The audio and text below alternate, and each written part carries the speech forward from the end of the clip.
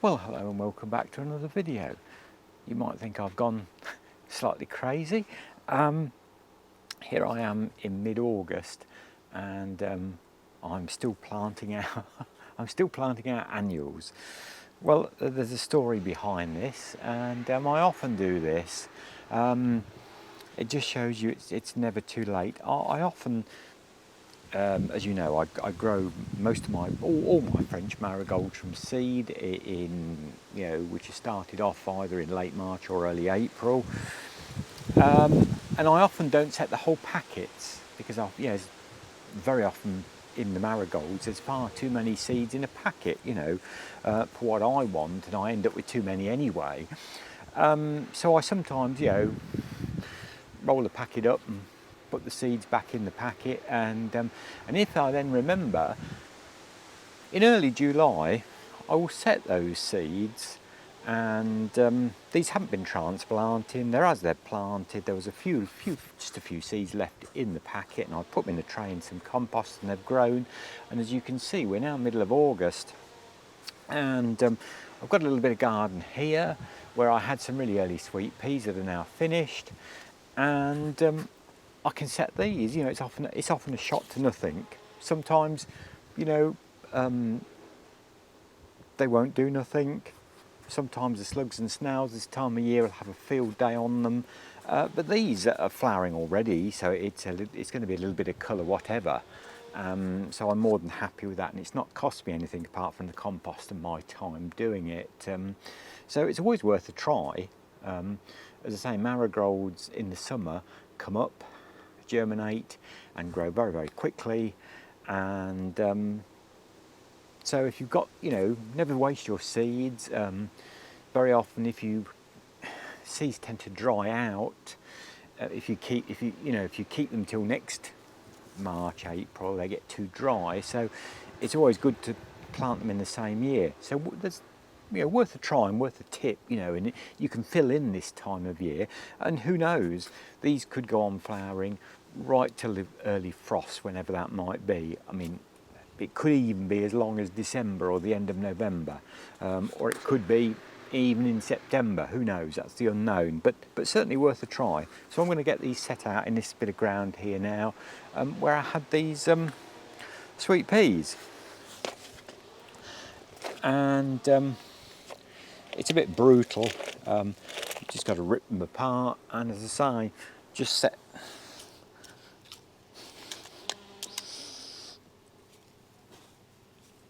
It's very windy today again, so they might go a little bit sort of limp and droopy with the wind on them, as I'm sort of having to sort of divide them apart out this tray. But they're not too bad. I'm going to leave those two as it is. Just put those in. We had a little drop of rain last night. We were meant to get a deluge, but we only got a small amount of rain. So the soil is quite nice and damp here, and I watered it the day before anyway when I removed the sweet peas. So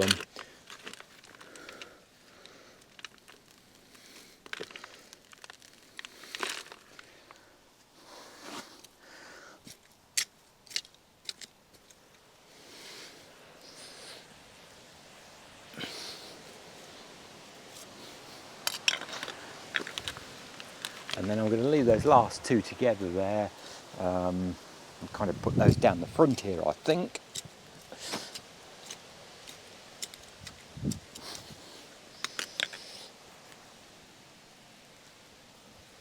So it's not rocket science, and it's always worth a try to do this. And as I say, because often, if you grow a lot of annuals, it's all right if you've got perennials and they're there, and this time of year perennials are doing their thing and getting on with it and flowering and filling your garden up. But if you grow a lot of annuals, you often end up with one or two bare spaces, because sometimes things go over pretty quickly in the annual world. So and I've also got a couple of little Rudbeckias. These are annual Rudbeckias again, that I'd got in pots, that they're very, very small,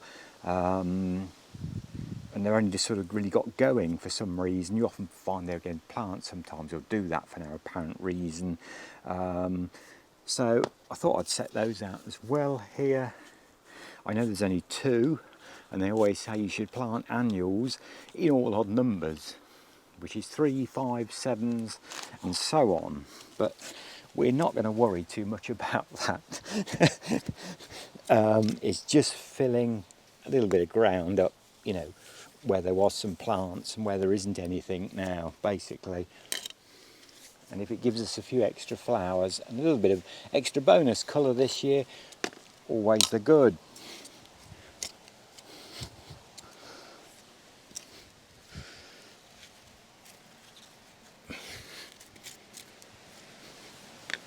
Got 1 or 2, well, you'll see that 1 or 2 nice asters here. The asters are very slow this year to get going. There's a dead head on that one. I lost a lot. They were quite big plants, and I lost a lot.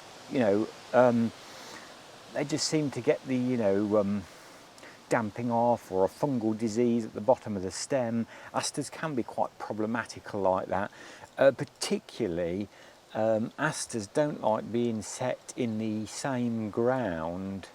I know my grandfather, who ran the market garden, he used to grow asters to sell as cut flowers in the shop when we had some shops, and he was very adamant that, you know, that you've got to have quite a strict rotation over many years with asters. It's no good, and probably, you know, I did have some asters close by here, so that might have not helped them. But I do like asters. They go a bit gangly, and, you know, as I say, the wind hasn't done plants any favours at all this year, sadly. But there we go, just a little bit of a fill in there, and I shall now water those plants well. As you can see, they're already starting to go a little bit on the limp side of things, but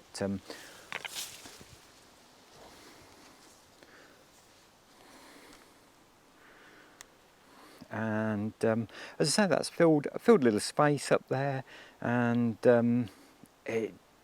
it just looks better than bare soil, and it's cost me nothing to do that, as I say. And so I do like asters. I think they are a very attractive flower, and do make an excellent cut flower. You know, you can cut them and put them in water, and they'll last a good few days this time of year, as will the Rudbeckias. You know, they also make a very good cut flower. I think that's a rustic dwarf variety, this one. And as the perennial one, the Goldstrum, which I will call Goldblum, but it's Goldstrum, which I'll show you in a minute or two.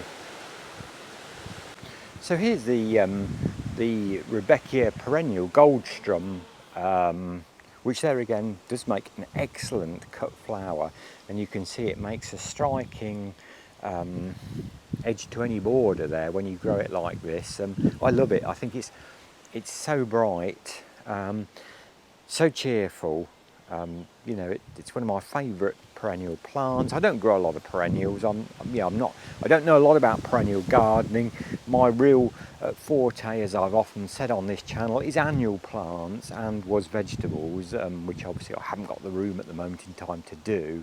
So I'm you know, people say names of perennials and I look at them a bit blank. But I do like this one. I think it's a great doer. Very easy if you want to raise it from seed. I have grown some seed of it this year, or you can divide this and you find it spreads and you can move chunks, and you know, I move it all about the garden now, and it's backed there by some Nicotiana and some bedding dahlias, and it makes, you know, quite a colourful, cheap border really, which as I say is an excellent plant for cutting and arranging inside if you do so wish. Still got 1 or 2 sweet peas left. They are getting a bit straggly now, and the wind has really sort of taking their toll of them. Just seen I've got some there that I've not deadheaded, but these have been a lovely colour, sort of a purpley blue. I think they are. It was a variety called blue something. I can't, blue tango, I think, and strangely enough. They're really coming to the end now, but as I say, it is the middle of August today, and they've been really flowering since June, so one can never complain really about the value, just raised from a few seeds basically. Have some very nice water lilies out at the moment.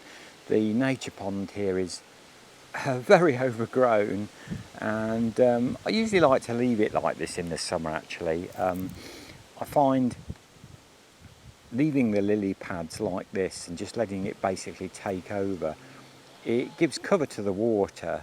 There's no fish in here. There's newts, both what I call a common newt and some very rare great crested newts. There's frogs, there's toads use it. There's grass snakes that catch the frogs and toads, sadly.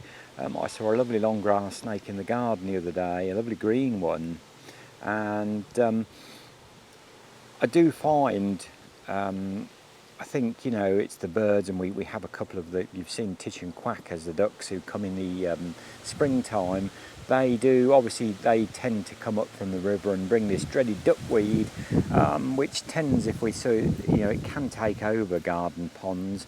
And I find leaving the lily pads, you know, covering the water like this, it does keep the water a little bit clearer underneath and keeps the duckweed down a little bit. Probably the end of this month, early September, when the water lilies have finished flowering, I'll have a really good pull, you know, and clear all this off, and, you know, pull a lot of these old lily pads out the way, and, you know, make some clearer water space again. But I love the water lilies. I used to have a very nice reddy pink one, but the white ones are a bit thuggish and they tend just to take over, and I think they've crowded the out. Although that one has got sort of almost kind of pink tinges to the edge of the outer leaves, but they're lovely flowers, and I do like to see them. I've been really pleased with these sunflowers that I've grown. I set them here because there's a bit of an old wooden shed. It's one of my old workshops there, which I keep a lot of spare little bits and pieces in, and it's a bit junkified, and it just kind of, you know, gives that little bit of cover, and they've grown so lovely and tall. I know you have to stake them, and there again, these were grown from seed. They were a Sutton seed. I can't think offhand of the variety. If I've got the packet, I will put the variety up. I don't think I even kept the packet, sadly. But the bees have absolutely loved these, and so have one or two butterflies. I have seen, thankfully, a few more butterflies in the garden. You know, I've had quite a few more red admirals, but yeah, these have been so colourful.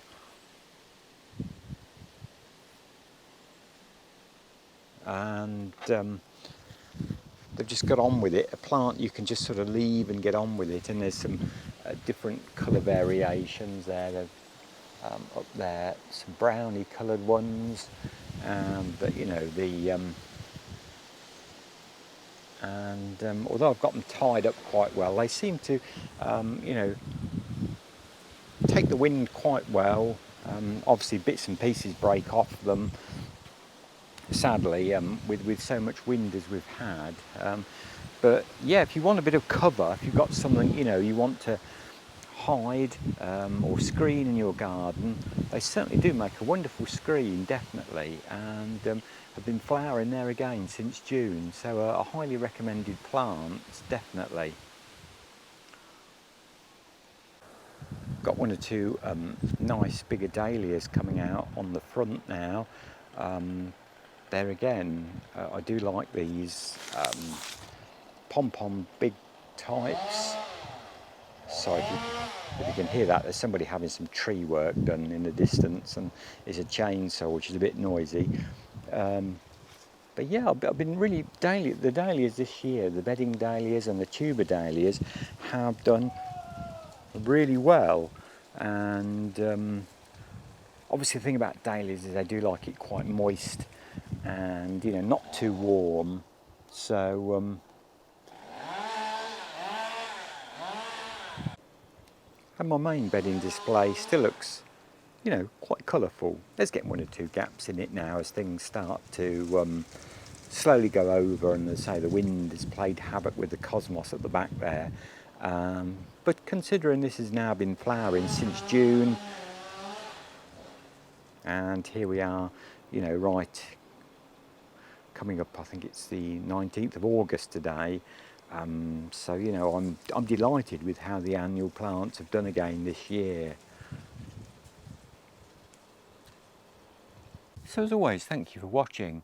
This is just a very little video about, you know, a quick update of the garden and what I've been doing and having a look at a few things.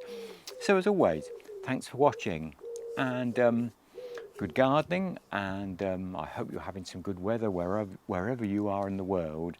Thankfully, the wind has now dropped at last again, and I'll catch up with you soon in another video. Until that time, bye for now.